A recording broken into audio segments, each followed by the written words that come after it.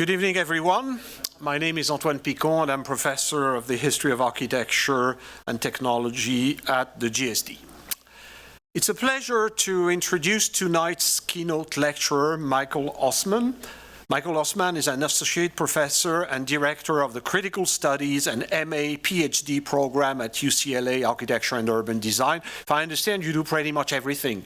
Okay.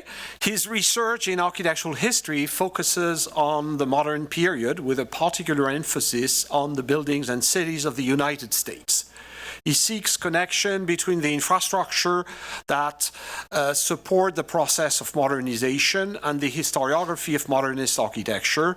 And among the topics of his writing, let me mention the early formation of ecological science and its influence on theories of city growth, the study of managerial instruments used for organizing and representing spaces for industrial production, and the architectural profession relation to modern construction processes.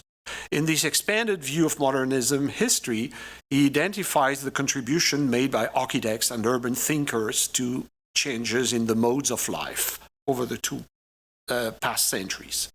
So Michael Osman's first book, published in 2018, if I'm correct, Modernism, Visible Hand, Architecture and Regulation in America, focuses on the history of environmental and economic systems of regulation in the United States. This book, that I had actually the privilege to review before its publication, usually reviewing is a bore, but it was actually a genuine pleasure, and it was a revelation for me.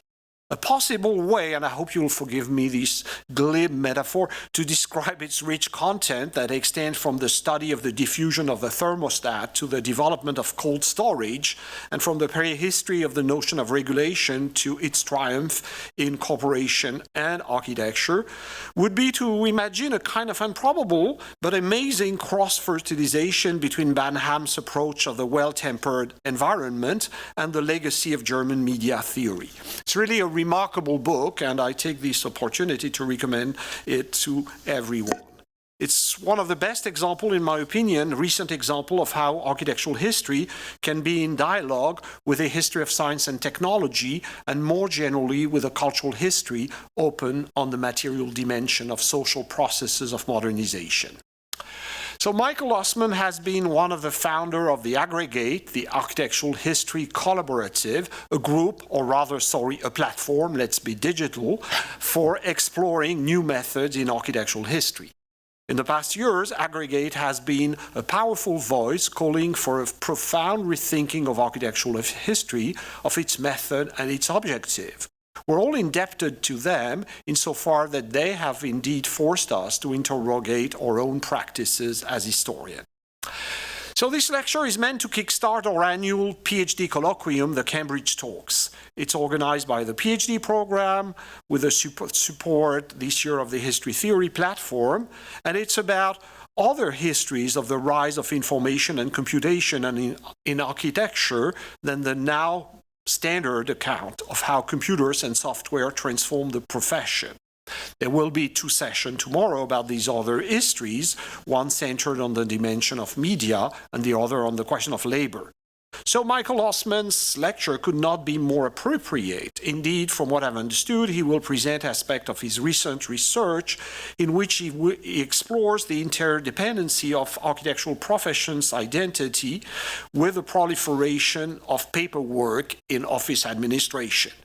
So his case study will be the specification, a site for distinguishing architectural work from that of the builders.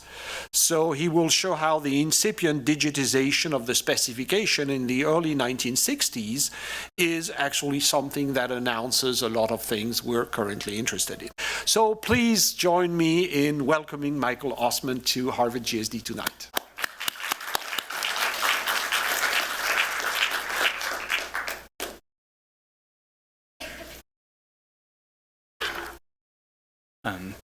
Wow, thanks. And many thanks to also Matthew, Philip, and Christina for the invitation to come, a little shorter than Antoine, and share my recent work. And thank you for the amazing introduction, Antoine. of course, a fantasy of mine was that you would read my book, no less like it. But I'm quite honored. So anyway, I should just jump in because actually I realize this is sort of longish. So please bear with me. The research for this lecture comes from a book that I'm now writing on the clerical work that surrounds architectural design, from the, say, practices of material testing to construction administration to, as I'll talk about tonight, specification. And I'll focus on specs, specifically as they relate to wood framing in the 19th century, because I think it does have a rather specific connection to the topic of this set of events of these the next day, I think. Before I do that, though, I should also say that this research is part of a book that wouldn't have been possible without the contributions of a working group called the Instruments Project, which was led, has been led by Zeynep Çelik-Alexander and John May. That is a long-term working group, and finally this contribution, along with others, including one by Ed Eigen, is currently in production with the press, and I think it's called Design Technics. I don't remember the subtitle, but it should be coming out soon. So I encourage you all to look at that when it does come out, because then you'll have the actual transcript of this. Okay. I'd like to start to connect this research to other histories of the digital with some offhand remarks written by the electrical engineer Douglas Engelbart in 1962. It's a selection that you might have read before, taken from his so-called conceptual framework from computerized office work. You might have read it before because I've seen this published now multiple times, including on the internet, for like histories of BIM. The title of the report was Augmenting Human Intellect, and it was prepared for the Information Sciences Division of the U.S. Air Force. And in the introduction, Engelbart profiles the architect as the soon-to-be computerized office worker. So I'll quote at length, if you don't mind. Let us consider an augmented architect at work. He sits at a working station that has a visual display screen some 3 feet on a side. This is his working surface and is controlled by a computer, his clerk, with which he can communicate by means of a small keyboard and various other devices. He's designing a building. He's already dreamed up several basic layouts and structural forms, and he's trying them out on the screen, so obviously he has no idea what an architect does. Now he enters a reference line with his pointer and the keyboard. Gradually, the screen begins to show the work he's doing. A neat excavation appears in the hillside, revises itself slightly, and revises itself again, ignoring the representation on the display, ignoring the representation. The architect next begins to enter a series of specifications and data: a 6-inch slab floor, a 12-inch concrete walls, 8 feet high within the excavation, and so on. When he's finished, the revised scene appears again on the screen. A structure is taking shape. He examines it, adjusts it, pauses long enough to ask for the handbook or catalog information from the clerk at various points and readjusts accordingly. He often recalls from the clerk his working lists of specifications and considerations to refer to them, modify them, or add to them. These lists grow into an ever more detailed, interlinked structure which represents the maturing thought behind the actual design. One question, now, end quote, that immediately comes to my mind as I'm imagining it comes to yours is, why did Engelbart choose the architect as his first case study for the report? Some historians have seen his words as prophetic of the digitalization of design, a set of tasks that in fact by 1962 had yet to be automated. But the selection of an architectural office, by my estimation, certainly had less to do with what was yet to come than what had already happened. For over 100 years, beginning in the 19th century, new forms of paperwork were overwhelming the routines of American professional practices. So by the early 60s, the architectural office must have appeared to Engelbart as an unusually stable combination of creative and clerical tasks. The reason I quote these passages at length, then, is to emphasize the number of times Engelbart refers to specifications, catalogs, and handbooks as the bases for developing and evaluating the architect's quote-unquote dreamed-up building design. That is, I want to emphasize that an architect's creative output was intimately tied to clerical work, at least to Engelbart's mind.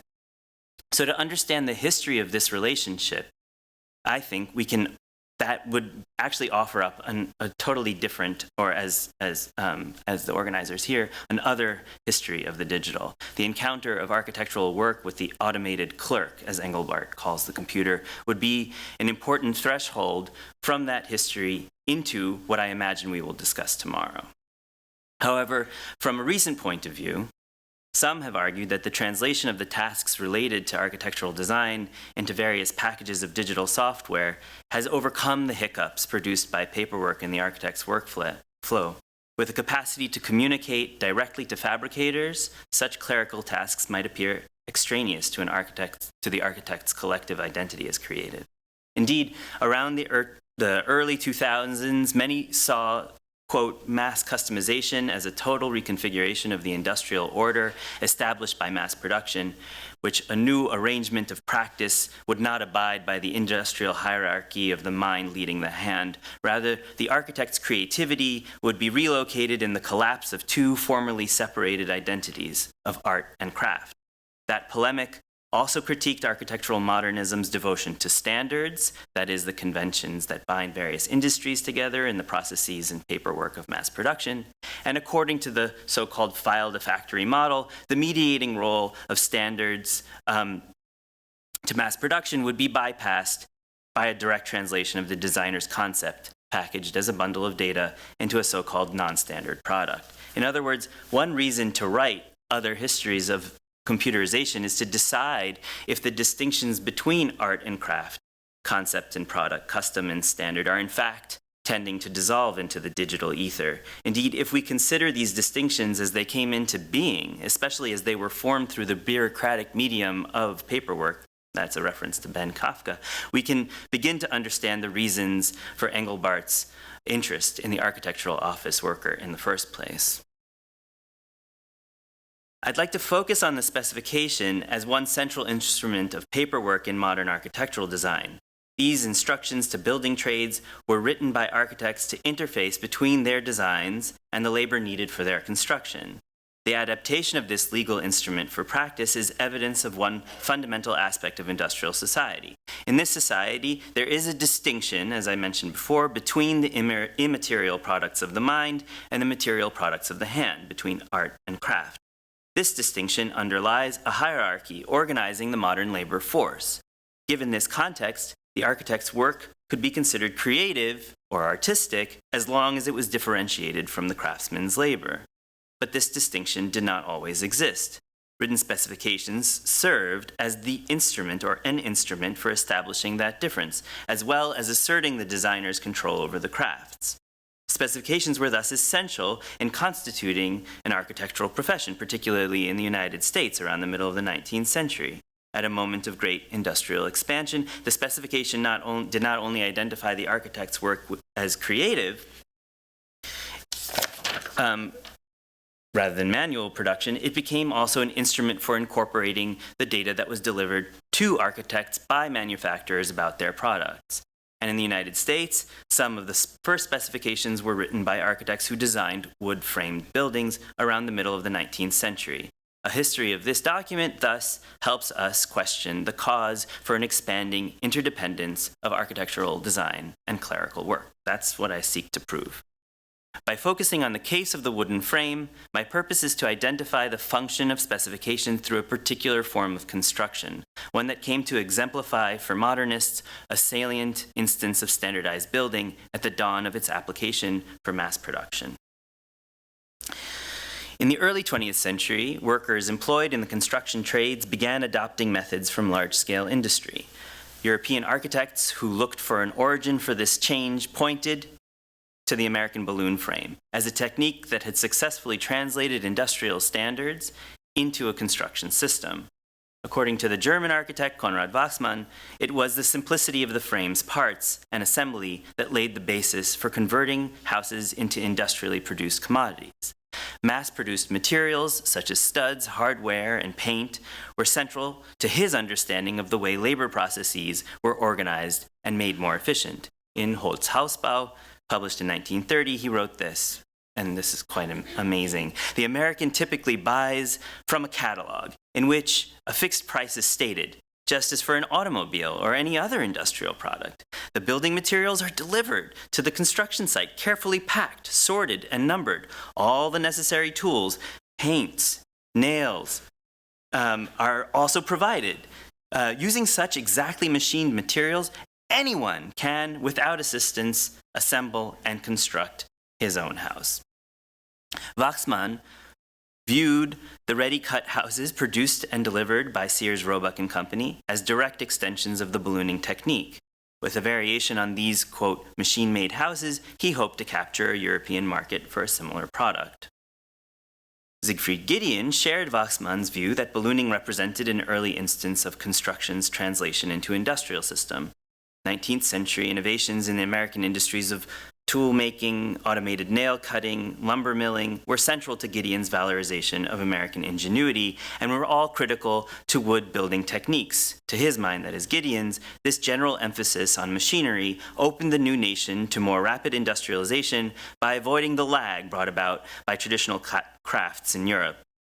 Without the organized resistance of artisans to technological change by his logic, industrialists could more easily set labor on a scientific basis and standardize practices that were otherwise embodied in the techniques of skilled craftsmen.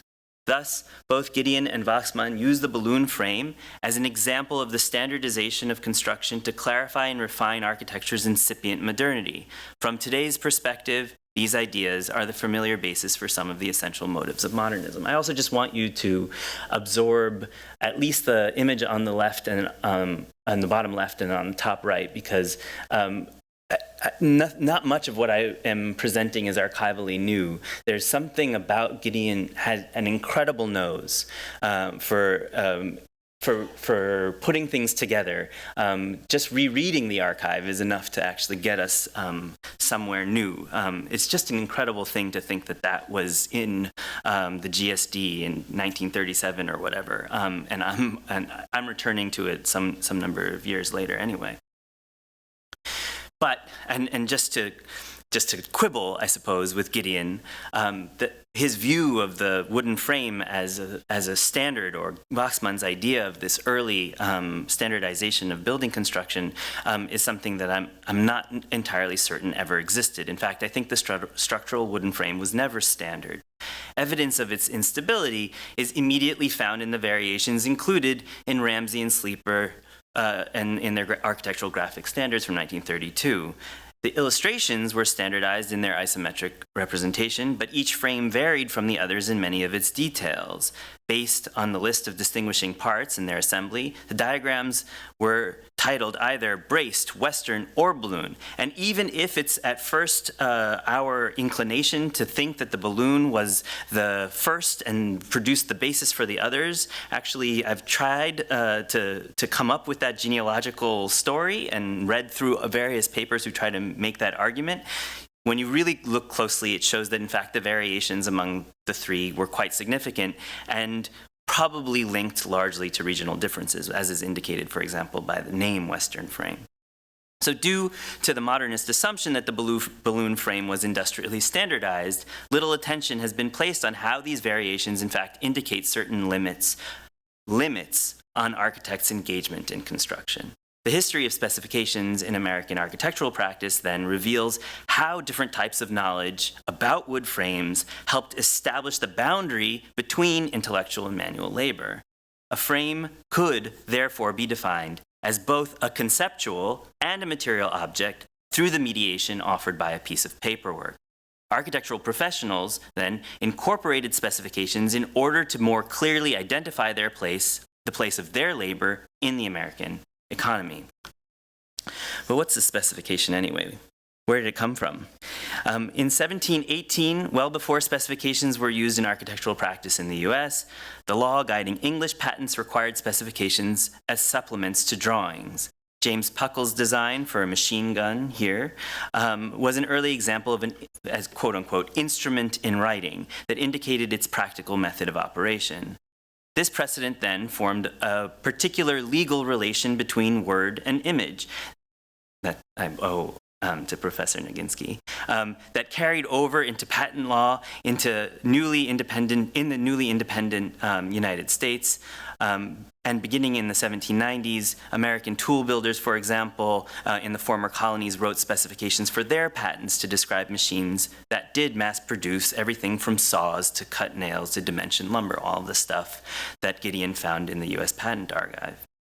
So these were the materials that would become central to making the balloon frame. In fact, so I'm saying that the specification of patents in a certain way presages the specification of architecture. But without, what happens in a world without specifications?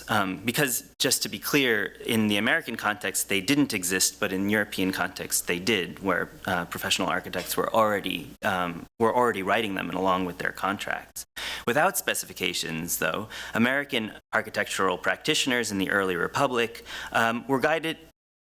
Were only allowed to have contracts and drawings. For example, a contract written in 1799 between the architect Benjamin Henry Latrobe and the builder of the Bank of Pennsylvania stipulated that all the drawings should be followed exactly, but in the case that a failure resulted from a discrepancy between the building's physical execution, if a discrepancy a discrepancy between the drawings and the building's execution, that would fall on the builder. But if there was a problem in the drawings themselves, the liability would then fall on the architect. But the problem with that system, in Latrobe's view, was that there was an inability on the architect's part to stipulate any of the process of construction beyond the drawings themselves. Therefore, the decisions about construction were left entirely to the builder. Without professional institutions and their paperwork, the architect was not afforded the legal right to assert any control over the process of construction,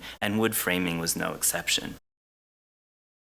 On the other hand, carpenters, increasingly interested in acquiring the skills of architectural drawing to accommodate clients who sought the status of European classical ornaments, were drawing incessantly. So, as Del Upton has shown, builders collected images and texts in so-called pattern books beginning in the 1830s to publicize their knowledge of classical architecture. These books also then served to conventionalize knowledge of various construction techniques, which at first didn't include ballooning. These are just 2 pages taken from Asher Benjamin's popular book, The Architect or the Practical House Carpenter, which was actually issued 17 times between 1830 and 1857. Here on the left, you see a description of one of the 5 classical orders that instructs carpenters in the proportions of classical architecture and the details, while also actually on the right, you can see another page that offers techniques for assembling sashes and shutters. Just as a point of contrast, you understand that the ones on the left are describing parts through their proportions and don't actually talk about construction, but the parts on the right are distinctly described as a kind of carpentry logic of assembly. So just to say that there are definitely an image of erudition and an image of manual labor made into knowledge. But in the title, The Architect or the Practical House Carpenter, you can see there's a lack of differentiation between the architect and the carpenter, which makes explicit the still unresolved professional status of architects. There were no specifications included in the book, which is also another sign that Benjamin did not acknowledge any difference between theoretical and practical knowledge. But one book that did include specifications was Richard Upjohn's Rural Architecture. It was published in 1852, 5 years before he co-founded the American Institute of Architects. The book illustrated 4 of his designs: a wooden church, a chapel, a schoolhouse, and a parsonage. None were given a specific location beyond their rural surroundings, depicted in perspective drawings. That's the chapel. The stated purpose for his book was to provide designs for cheap but still substantial buildings for the nation's westward expansion. Designs were devised to broaden the influence of his already successful New York-based practice, and the book thus indicates a significant advance in the architect's status. It staged an explicit reliance of the design's graphic representation on written specifications for transmitting one's intellectual work over a distance while still maintaining some control over the built outcome. These are Upjohn's specs. in which he listed in the most general terms the materials and labor required to execute each of his 4 designs.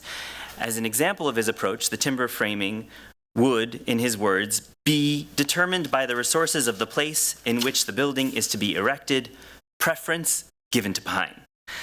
This openness would become more common as specifications were written by architects who directed builders from across the continent in order to allow substitutions of materials based on their availability.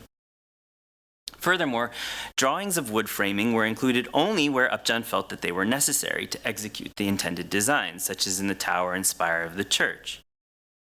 Specifications were also included in Edward Shaw's 1854 book, The Modern Architect, and Shaw was trained only as a builder, but viewed the publication of his book, his third, as proof that he had fully transformed from a craftsman into an architect. That transformation of his identity was the result of developing expertise in what he called the theoretical practice and science of architectural drawings and plans, both ancient and modern. Moreover, the book's wide dissemination, Shaw explained, would potentially allow, as he says in the subtitle, every carpenter to shift his identity to become his own master. So there's something about the identity of the architect as having self-mastery, whereas the carpenter maybe being equated to, as you can imagine in 1854, a very politicized kind of servitude. This is a very famous frontispiece, and I'll quickly do, again, an iconological analysis, which I learned some years ago. So let's read the frontispiece that illustrates an implied transfer of knowledge from the seated man, an architect with a top hat and a coat, instructing carpenters dressed in vests, standing beside a drawing. Another carpenter, another craftsman, sawing a piece of lumber for the partially completed wood frame in the background. He works to realize the design found in the drawing under discussion. And while the carpenters stand beside the architect to watch him perform his knowledge with classical instruments of compass and rule, they stand behind him. What stands behind him is an open box of carpenter's tools, some chisels, a clamp, and an axe propped against the box. The axe is resting on its head beside a plumb line. And so, by comparison to the unwieldy materials of the craftsman, the architect's tools fit in the palms of his hands, and the folio of drawings at his feet are testament to his modern authorial identity. As a gentleman, then, with, quote, theoretical practice and science, he is free from the toil of construction, and his mobility allows him to instruct rather than work with his hands. He has earned the self-determining power of theoretical knowledge. So we've seen that Benjamin's book did not distinguish between the professional and the builder, and that Upjohn and Shaw used specifications to either establish, in the case of Upjohn, or erode the boundary between art and craft. And so none of the books we've seen specifically mention the technique of ballooning. It's not until William Bell's 1858 publication, Carpentry Made Easy, The Science and Art of Framing, of course, which Gideon was well aware of, that explicitly focused on identifying and codifying that technique, that is ballooning. At the same time, it paid little attention to either the history of architecture or to the architect's professional status. In fact, while Bell referred to himself as an architect and practical builder, his book included no architectural designs whatsoever, and he gives no evidence of his participation in any form of professional practice, which was then available. Instead, most of the pages were dedicated to formalizing carpentry techniques. The book, as he called it, was a faithful guide in house building to disseminate knowledge to those who are devoted to the mechanic art and to amateurs, whereas Shaw saw science as a way to shift from servant to master, from carpenter to architect. Bell invented what he called a science of carpentry. In other words, he applied mathematical principles to describe the layout of a frame as a set of abstract rules. Bell produced the earliest published drawings of balloon frames, along with instructions enumerating the required tasks of construction. The drawings represented variations of a wooden carcass without finishes, and the instructions gave dimensions of the members and their sequence of nailings. He did not refer to these instructions as specifications. Why? Because they did not relate to the construction of an architectural design. Bell's book offered craftsmen a method for assembling generic frames and did not connect ballooning to the profession or to emerging systems of mass production. Its purpose, in other words, was to tie craft to mathematical universals and shift builders from rules of thumb to what he called geometrical reasoning. The book thus codified the frame as an object of theoretical knowledge, separated from embodied know-how, transferred from master to apprentice. The urge towards idealization did not result in Bell securing intellectual property, and it was still a far cry from the modernist myth that the balloon frame represented an early integration of the American building industry. With his commitment to abstract principles, then Bell paved the way for the theoretical version of the frame to enter into the discourse of architectural practice. So the first professional architect to describe the balloon frame in text and image was George E. Woodward, owner of a successful office and publishing house for architectural books in New York. In 1860, he published a technical description of the frame in a gardening magazine called The Cultivator, and then republished it as an appendix to his country homes. Its position at the back of the book implied that any of the 30 designs published in that book could be similarly built with this one system. So these are his words. The balloon frame belongs to no one person. Nobody claims it as an invention, and yet in the art of construction, it is one of the most sensible improvements that has ever been made. Craft, in other words, was common property and not an invention, meaning that the frame was neither patented nor patentable. Woodward's partial isometrical perspective was not an image that belonged to the knowledge of carpentry. Rather, his interest in visualizing and verbally describing technique was to add it as part of his professional cachet of knowledge, one that expanded the domain of his practice and perhaps more profitably his publishing enterprise. Certainly more profitable. That drawing was then followed by diagrams of various intersections found in the frame, with details to illustrate some variations on the manner of nailing, or the manner of splicing, or the manner of tying such a structure together.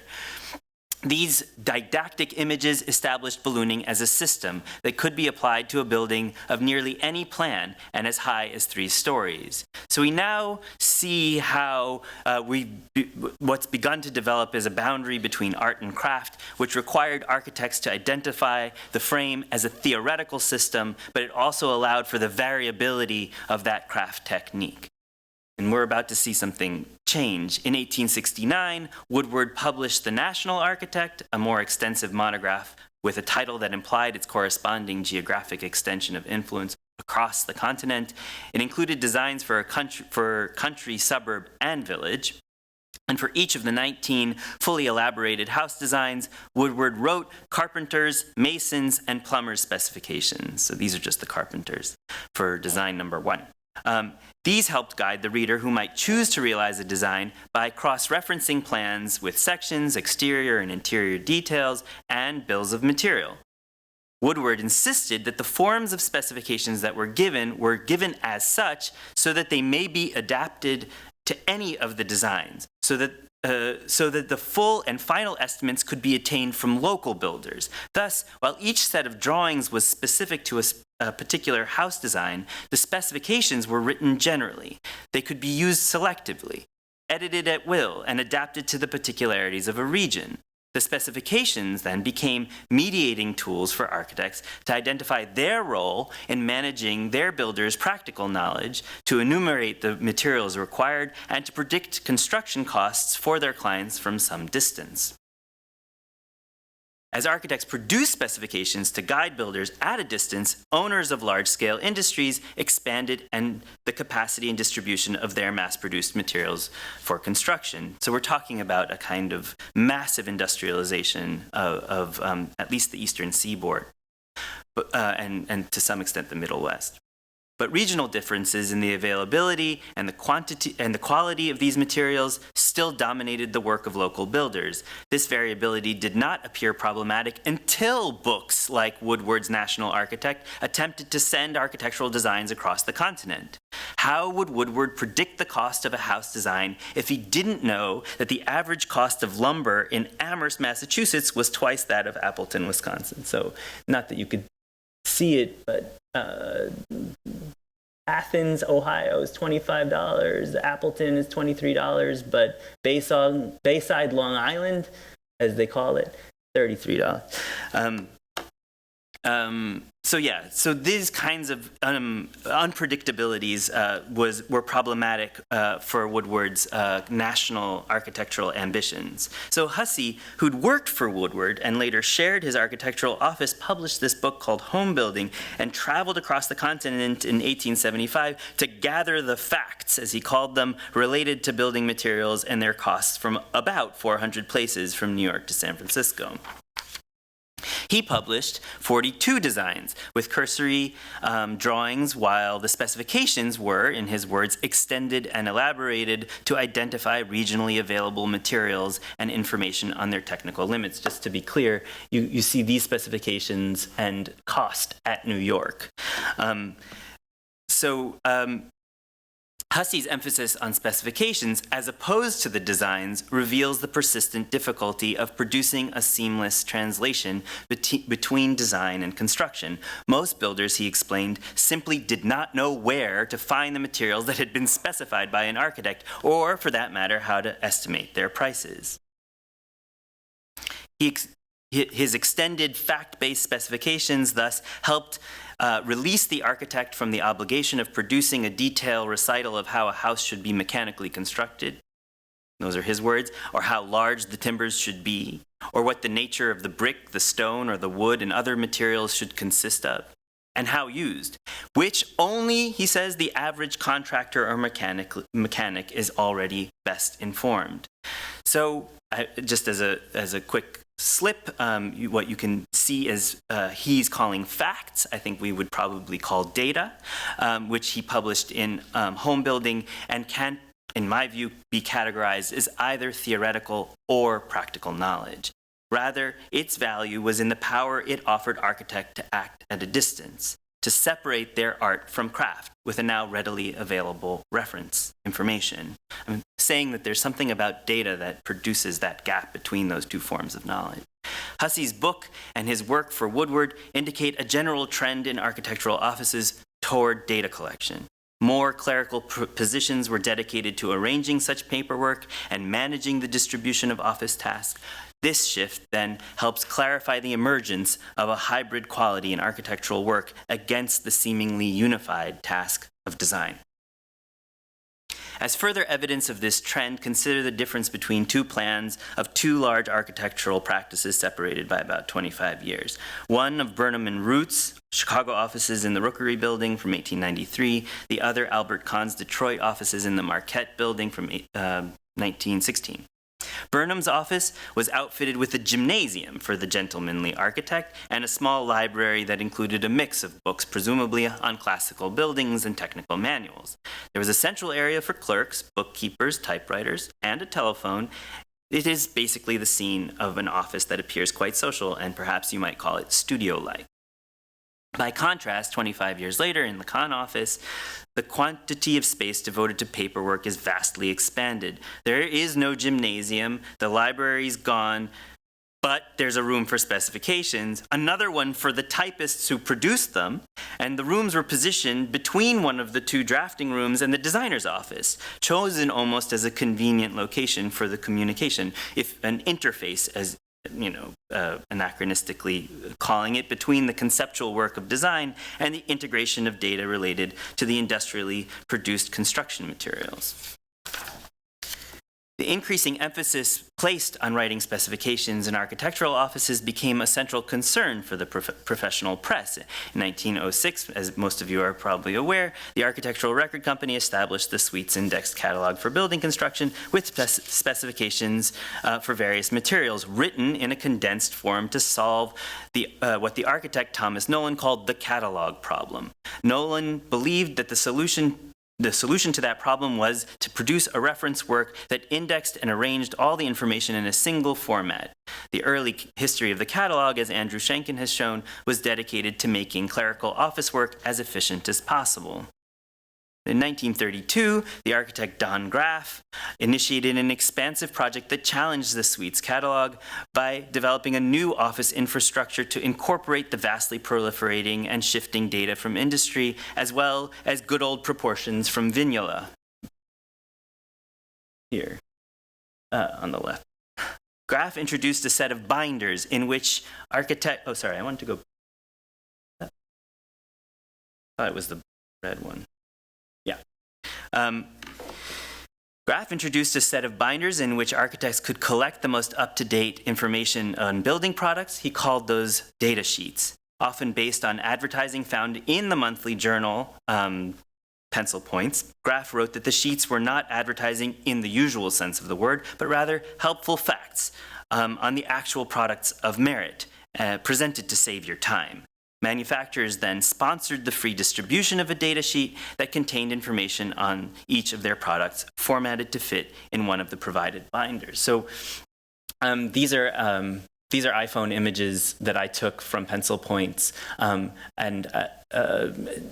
trying to sort of get them to be the same size. But what you would have had to do, as you can see, I just wanted to show you like an excerpted one without the junk in between and all of the stuff, and then the one that you would typically have found. But you actually had to take a pair of scissors and then punch holes in the 6-hole punch. So it was actually quite a time-intensive labor for time-saving purposes. The sheets then could be updated as the products themselves changed. Just, it's an amazing thing what they collected in here. And I made a selection, actually, who I thought might be in the room. These are retaining walls for Andrew Holder. This is the approximate duration of architectural periods for Erica. Reverb, I don't know. This is for Edward, obviously. The sheets could be updated as the products themselves changed or the best practices of their application were revised. Sheets organized within categories related to products such as A, materials in general, B, structural design, while others were more abstract, C, mathematics, D, planning. So open and flexible was this system that it soon proved, in fact, too difficult for Graff to manage. During the Second World War, as industries scaled up to greatly expand the number of products brought to market, a data deluge tested the capacity of the data sheet's infrastructure. These are his words, Graff, very poetic. As a result of the multiplication of material and equipment items, the architect spends a larger and larger percentage of his business time in a consideration of products. In a very real sense, architecture is spelled P-R-O-D-U-C-T-S, products. Yet, with the added complexity of the building market, no steps have been taken to render the architect's selection of suitable products easier. Graff estimated that an average architectural office received 74 pages of direct mail advertising per day. Just as a quick kind of formal analysis, as it were, of this image, that's Graff's one of his data sheets binders open to a page on flooring. I find it, this is actually kind of, the image is a little bit harder to read than it should be, but he's drawing what appears to me to be a section through a double-hung window, and at least when we were reading this image a couple nights ago, my wife Anna thought maybe he's actually trying to figure out how the flooring ends at the bottom where the floor meets the wall below the window. But I suspect actually he didn't really care that the assembly of the image that is of what's up on top, the data sheets, which is the sort of, as it were, the kind of database from which the designer would pull didn't really need to immediately reflect on what the architectural designer was doing in the dark, and that there's a clear kind of preference, as it were, for the kind of infrastructure of the binder, and a kind of demotion, as it were, of the kind of creative act of architectural drawing, perhaps. I mean, we could continue to work on this image, but then the one thing we also observed is, of course, this appears to be a kind of, I don't know, an image that anticipates to some extent the BIM model, insofar as you're working kind of iteratively and constantly a reciprocity between the sort of pages of data and the architectural design as it's coming into being. Building information models, as they have come to mean called, should in principle be able to synchronize the changes that are happening in industry in real time. Presumably one function of a BIM model is to automatically update the process of specifying materials and construction techniques, integrating changes in the manufacturer's specifications into data that represents the building to be. I'm not referring here, and I just used the word automation very quickly, but I'm not referring to the automation processes that replace hand work with the work of machines, such as like the ones that Konrad Wachsmann was referring to. I mean the automation of processes through which the connections are made between different forms of architectural labor and their particular forms of knowledge, that is, the clerical knowledge of industrial data and the management of construction schedules, etc., and the drawing of a set of construction documents. So from the mid-19th century, specifications managed the hierarchy between designers and builders in architectural products by establishing a form of clerical work that expanded beyond the capacity of any architect's office, even beyond the profession. As Graft anticipated with his binders, building data required an infrastructure of perpetual renewal, yet the significance of this specification still undergirds the habits and language of architectural design, a practice that cannot exist without the clerical work that situates it in industrial society. So to return to Engelbart's vision of the augmented architect, we can conclude that his view of a computerized practice was based on acknowledging the central role of clerical work, such as specifications and the data they contain, as the infrastructure that subtends any building design. As decisions move back and forth from design to specification, to his mind, they would be updated by the computer, that is, the automated clerk. In other words, this was not the vision of a total standardization that was imagined by their modernists, nor was it primarily concerned with translating design processes into the form of computer graphics, and it did not most resoundingly anticipate the ideology of mass customization. To the process of architectural design, based on the separation of creativity from the practical knowledge of building construction, situated industrial standards as fundamental guides for the ideas of the architectural worker. Data would not circulate through software in order to overcome specification. Rather, it would come to do so in order to include specifications in ever more aspects of design. The distance between design and construction and the corresponding difference between theoretical and practical knowledge would not be eclipsed. The specification in Engelbart's vision was just an extension of the mediating instruments that could now link automated databases to the architect's creative process. The database systems designed in the 70s that replaced the data sheets used by architects in their offices at mid-century only help further clarify the hybrid nature of architectural design.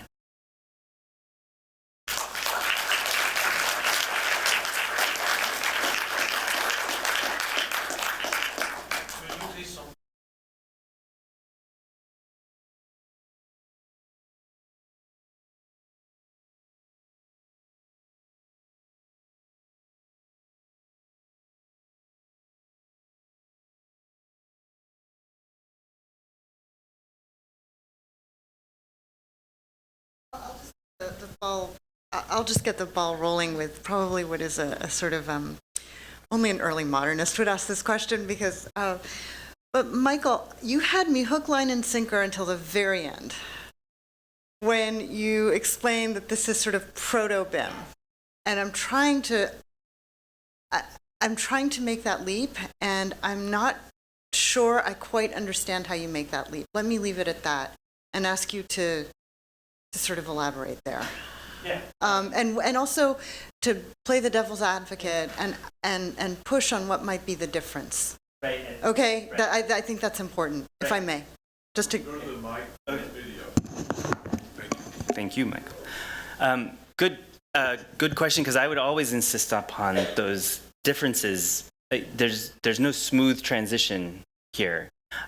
What I wanted to do was yoink, as we used to call it, BIM out from its epistemological autonomy from those other systems and reconnect it to this longer historical evolution of this intermediary interface.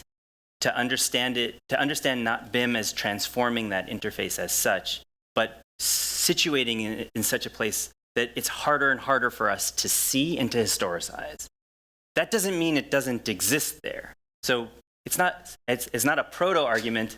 I said that off the cuff looking at that image, but it's an attempt at creating a structural relationship between the two, which is homologous, but there are obviously differences in the way it produces certain kinds of comportment. The way that Engelbart is describing the relationship to the screen, where it's revising itself, is clearly something completely different, completely different from what that person standing on top, sitting on. Yeah, so no doubt there are radical differences, but I'm privileging those homologies to identify these interfaces as continuous. I mean, I think what's kind of suggestive are actually the 8 to 10 steps in between, which are beginning to be suggested at the end. And in particular, I just kind of want to mention two. The first is, this idea that, architects don't write specs, spec writers write specs, and the spec writers may have some architectural training, but at the end of the day, they're sort of a professional subspecialty within architecture, perhaps the first such technical specialty within architecture. And so there is a way in which this whole range of, or constellation of expertise or quasi architects who deal with data is sort of suggested in a certain way by the spec writer. And I think it's also, there's this way in which the spec writer having their own sort of chamber, I think is sort of suggestive of that. Yeah. The other thing which I think is kind of provocative is this notion that data and essentially a certain kind of knowledge is becoming modular to the degree that construction itself is being conceived of as modular. Uh-huh. And that modularity is what allows a certain amount of sort of like permutation, portability, sort of recombination essentially of those elemental sort of atoms of knowledge into new kinds of architecture. And so those are maybe sort of some breadcrumbs that I think might lead towards this idea of BIM eventually. But I think there is a little bit, there are a few steps in between. But I was curious actually about this, particularly the role of the spec writer, who the spec writer is. I want to respond to that in particular because I think, I was saying this to Matthew earlier, a lot of the effort of this project is to reintegrate clerical tasks into our description of architectural design. And even if the specification writer has been professionalized to such an extent that they feel foreign to the project of architectural design, you said architects don't write specs. What makes a spec writer not an architect? Most spec writers are architects. I mean, when I took the specs class here at the GSD, the instructor was an architect who became a specialist essentially. So it would be like to write a history of medicine and to say, pathologists are not doctors because they only look at X-rays or something. I don't know. Radiologists are only, they're just image readers or something. I want to integrate. So just to be clear, in Pencil Points, the same journal that's publishing the data sheets, at the back, there's a page that comes out on a monthly basis called the specification desk. It's clear that it's not a drafting table, it's a desk, and it's a bureaucratic office job. But I guess my view of the architectural office is that it needs an architectural history that is more resilient than one that focuses on the draftsman or the designer. Right. Yeah. Thank you again. It was a great lecture. Thanks. I have one question. I had never, to be honest, completely thought about that question, but strangely, for example, in France, the first syndicate of architects actually made a living by publishing what was called a price series, and which is very close to your specification thing. What strikes me by the end, there's something you haven't talked much about, which plays a role in this story, which is hierarchy within the profession. Because evidently, in some ways, one could argue that specification, yes, they're part of what makes the architect. What makes the true architect that the historian of art will retain is actually the architect who can afford people specialized in specification. And that's those that architectural. So I'm sympathetic to your goal to reintroduce, etc. But then you should talk more about hierarchy, because this is about professional hierarchy. Don't you agree? Yeah. When I present this to professionals, or I've done it a couple of times, they're always quite astounded by how much their spec writer makes income compared to them. That they out-earn them by double. Yeah, I'm not surprised. Yeah. Architecture is something, it's about culture, but it's about able to flex one's muscles I just in want terms of power. In the American context, at least, hierarchy there works, by who gets the biggest check. Same in academia. So, Edward. Yeah. Michael, do I have to ask this question in Yiddish, or you'll take? Thank you for that typically very beautiful lecture. I just want to pick up on one thing you put out there as a throwaway line, so perhaps not fair, but when you talked about the paperwork, you referenced Ben Kafka, and I'm quite sure there's not a single person in the room who doesn't wish to grow up to become Ben Kafka. But I think it's the absolute wrong reference for this project, because Ben's claim was the use of paperwork to effectively slow things down, to create interruptions, and it was the work of censors, and it had a moral, judicial dimension. What you're talking about is paperwork in the service of efficacy and instrumentality.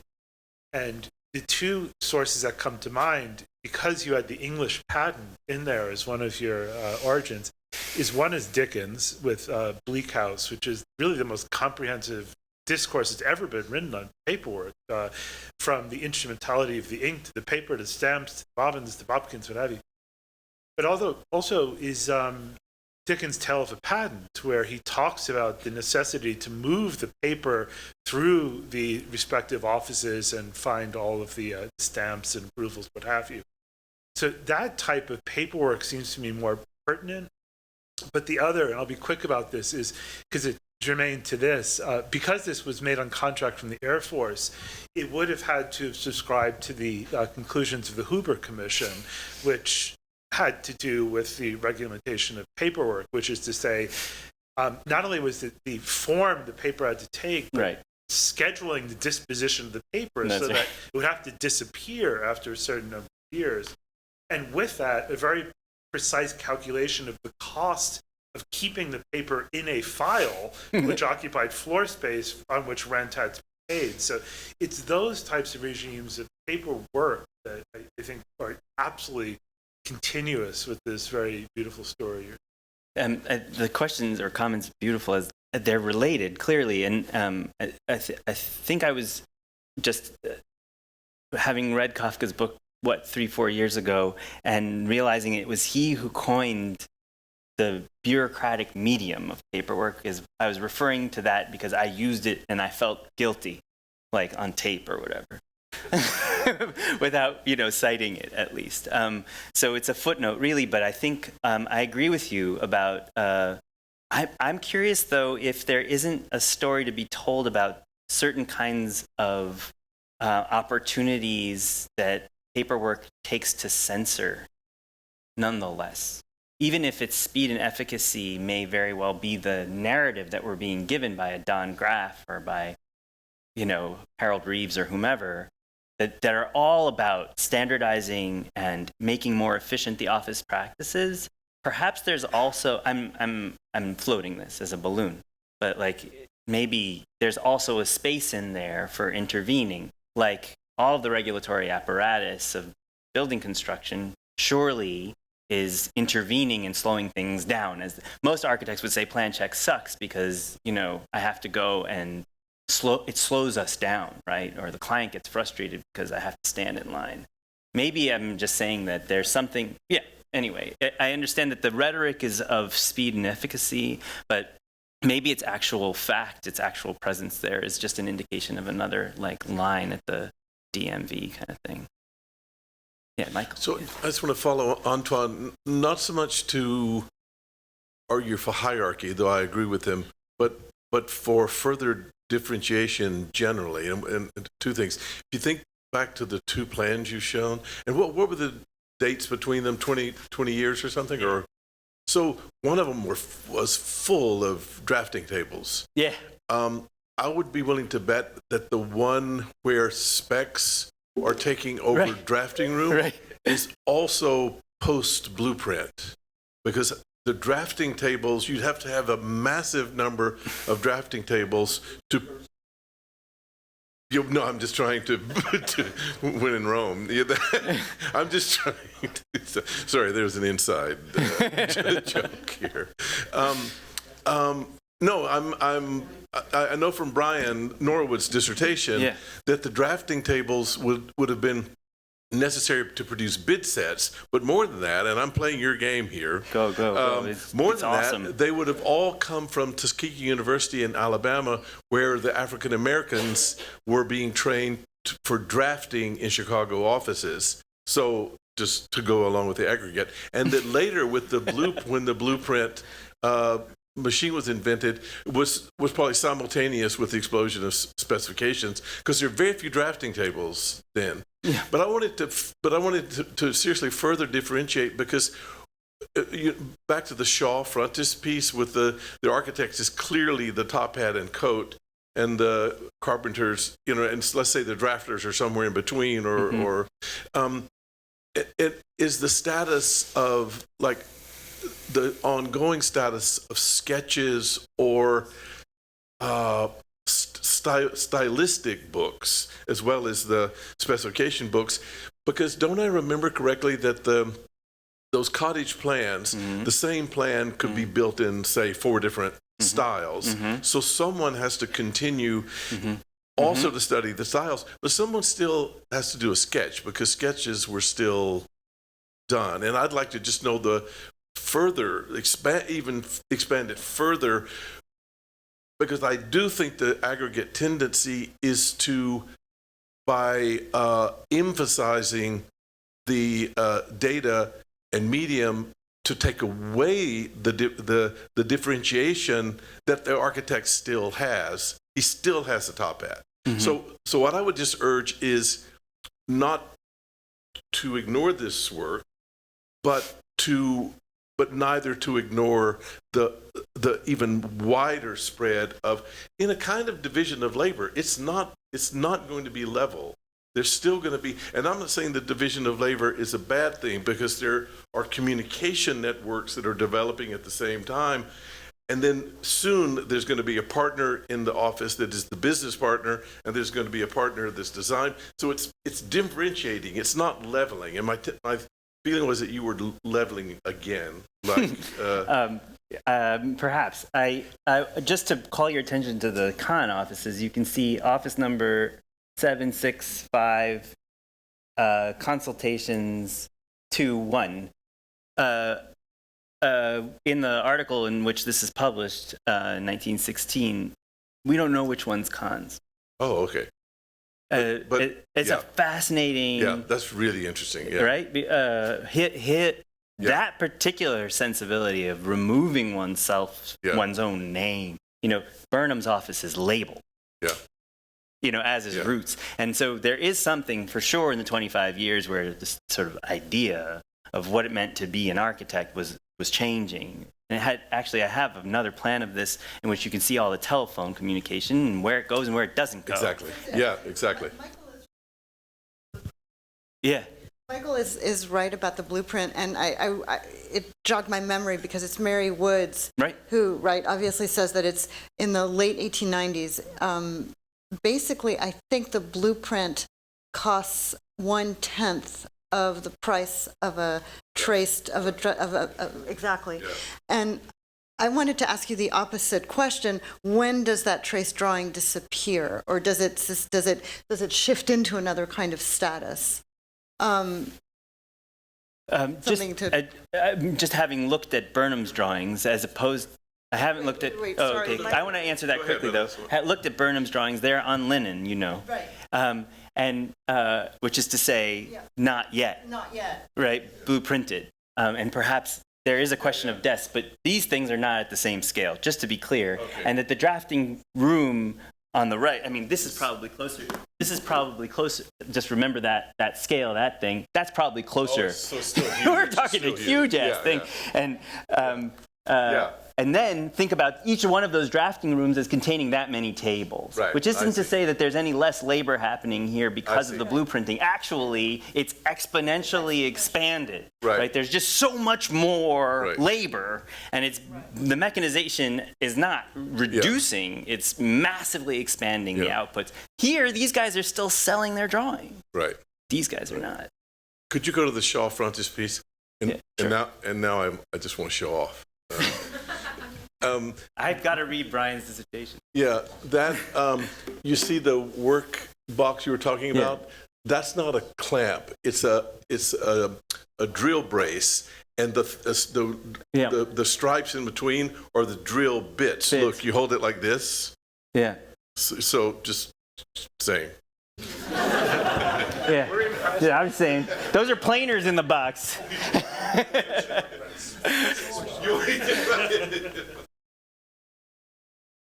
Yeah. Hi. The nature of the balloon style is that it's all 16 on center. And generally, the heights of the ceilings could vary. You said it was only 3 stories. Only up to, yeah. That might have been related to the structural strength of the buildings themselves. So if you go into Dorchester, they're all 3 stories. And now one of the approaches towards increasing the heights of buildings that are wooden is by inserting a steel frame first floor, and then you can still add like 3 floors of wood on top of it. I don't know why. The thing is that the 16 on center constrains the design of the structure. It places doors in a certain way in relation to each other. The windows are related to each other in that way. So that it's not so much that you're a conceptual artist when you're designing a balloon style building. So then what happens is if you go back to the Vitruvian model in Palladio, and initially you did Asher Benjamin. Asher Benjamin, he was a classicist, and if you look at the State House, it's beautifully classically proportioned. And that's not necessarily, it does show up, and then if you go in New York State and go westward in New York State, you'll find that eventually you'll get the Greek revival after having gone through all the periods, and then all the names of the cities change too, because they're all classically named. So the problem is that, are we really architects at that point? Or are we just sort of mitigated to the restraints of the structure?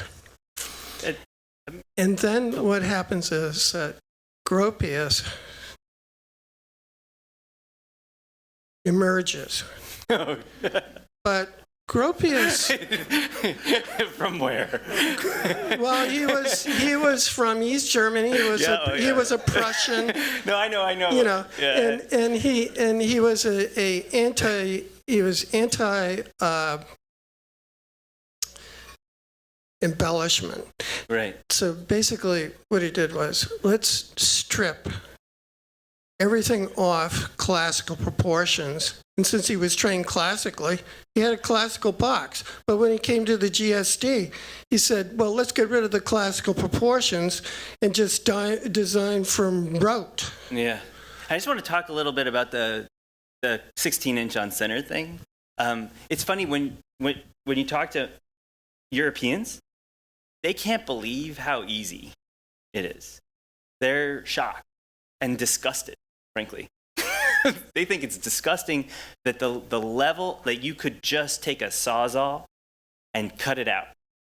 That there's almost like it's architecture made out of putty, clay, junk. Like there's no structural integrity, there's no tectonics to this system. That would be the European view of the American lightwood construction. So to say that it's structurally constrained, I understand. Surely if you're trying to save money at Home Depot, you're not going to buy all the extra clips and stuff. But actually from a point of view of people who are very tied to certain kind of craft techniques, it is a radically plastic, bizarre, and empty architecture. That's how they view it. So I agree with you. There's something beautiful about it. There's something amazingly it's easy to replicate, but I'm just saying from a design standpoint, it tends to replicate itself. So then, well, how do you get modernism out of that? You don't really get modernism out of balloon framing. No, you don't. You get it out of something else. And that is like, well, you kind of have to like blow off the covers. That's what Gropia has kind of implied. And so that then all of a sudden you have like the option of doing something that's never happened before. And then you have this individualism of the architect that you're talking about that kind of creates his own thing. And then all of a sudden you have a uniqueness as opposed to a non-uniqueness.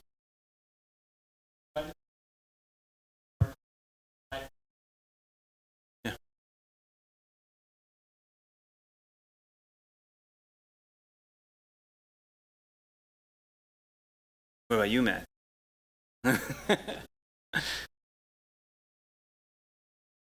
Part in which in the series of scribes, I think would be very useful. Reminder. Okay. More questions? Okay. I mean, just to contextualize a little bit, because I've seen this project grow over, 5 years, maybe now? And so in its origin, we all sort of divided up and everyone took a gerund, or some kind of active term that belonged to the contemporary design techniques. So whether it was rendering, like Lucia's rendering, Zeynep worked on scanning, and originally with Michael, the idea was we really hoped Michael would take on customizing, and the whole ideology around mass customization, to really help us understand what that means, because it's such a loose term within the design studio, and it's just equated with the digital very loosely, right? And I think about a year later, you came back to the second meeting and you said that it's all about specification. We've never. It's not about customization and standardization are in no way opposites of one another. One is an intensification of the other, and by the way, we've never been standard in the first place anyway. So there was a kind of Latourian we've never been standard move from the outset, which was really brilliant, and it's amazing to see the work kind of come together on this level. So thanks very much. Thanks for helping.